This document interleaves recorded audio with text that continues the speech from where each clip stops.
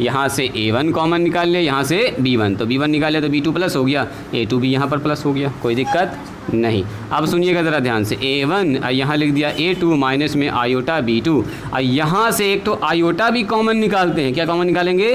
Iota. तो जैसे iota common निकालेंगे तो ये बनेगा आयोटा B1। आप बोलिएगा सर आयोटा इसमें तो है, इसमें नहीं है आयोटा, तो नहीं है तो नो प्रॉब्लम, B2 बटे आयोटा। अरे जो चीज़ नहीं है उससे भाग लगा देंगे, कॉमन तो निकाल ही सकते हैं। यहाँ पर कितना हो गया बोलिए? A2। और याद कीजिए मैंने आपको बताया था एक तो फॉर्मूला, 1 बाई आयोटा का मान कितना होता है, कौन बोलेंगे? Very good very good. 1 by iota का मान आप लोग भी देखिएगा, पहले ही आपको एक्सरसाइज में मिलेगा, पहला या दूसरा मिल जाएगा। 1 बाई आयोटा का मान अभी याद कर लीजिए, 1 बाई आयोटा होता है माइनस आयोटा, तो इसके जगह पर 1 बाई आयोटा हो गया, इसको क्या लिख सकते हैं? माइनस आयोटा B2, और यहाँ हो गया प्लस में A2। तो देखो तो ये A1 और ये A2 माइनस में B2, और इसमें माइनस में आयोटा B1, इसको इधर लिख लीजिए, A2 माइनस में आयोटा B2। एक तो पढ़े हैं फैक्टर वाला, दोनों कॉमन मिल रहा है तो एक तो बाहर निकाल लेते हैं ना, पढ़े हैं ये जो फैक्टर करते थे आप लोग, फैक्टर बहुपद का गुणनखंड।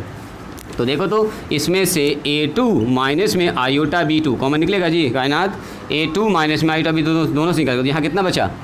A1 और माइनस में आयोटा B1। और ये क्या है कोई आदमी बताइए तो? A2 माइनस में आयोटा B2, A2 माइनस में आयोटा B2, ये है Z2 का बार है। और ये क्या है बताइए? मल्टीप्लाई A1 माइनस में आयोटा B1, A1 माइनस में Z1 का बार है, ये हो गया Z1 का बार। तो ना हो गया अलग अलग, देखो Z2 माइनस Z1 का बार चल रहा था, वो आया Z2 का बार और माइनस Z1 का, तो गुना में है तो आगे पीछे लिख सकते हैं, इसको लिख सकते हैं Z1 का बार और मल्टीप्लाई में Z2 का बार। अरे कहीं पर ऐसा लिखा हुआ है 3 गुना 4, तो ना लिख सकते हैं 4 गुना 3, गुना में तो आगे पीछे लिख सकते हैं, नो प्रॉब्लम। तो हमारे पास क्या मिल गया कि अगर हमारे पास Z1 इंटू Z2 का बार आ रहा है तो बार अलग अलग गुना में बढ़ जाएगा, Z1 का बार और Z2 का बार लिखा जाए। जो पहला क्लास कर रहे हैं घबराइएगा नहीं, क्योंकि काफ़ी क्लास होने के बाद यहाँ पर आगे बढ़े हैं, आपको लग रहा होगा कि बहुत ज़्यादा यहाँ पर कॉम्प्लिकेटेड है, कॉम्प्लिकेटेड कुछ नहीं है, ठीक है। जैसे आप 4 5 6 क्लास कर लीजिएगा ना तो आपको ये सब एकदम हल्का हल्का लगेगा, तो एकदम घबराना नहीं है। लिखा जाए इसको, खाली लिख लीजिए तरीके से लिखा जाए, लिखना है लेकिन सबको छोड़ना नहीं है एकदम। दोबारा से आपको मेहनत नहीं तो करना पड़ जाएगा, इतना कम से कम समझे रहेंगे तो इतना तो कम हो जाएगा ना।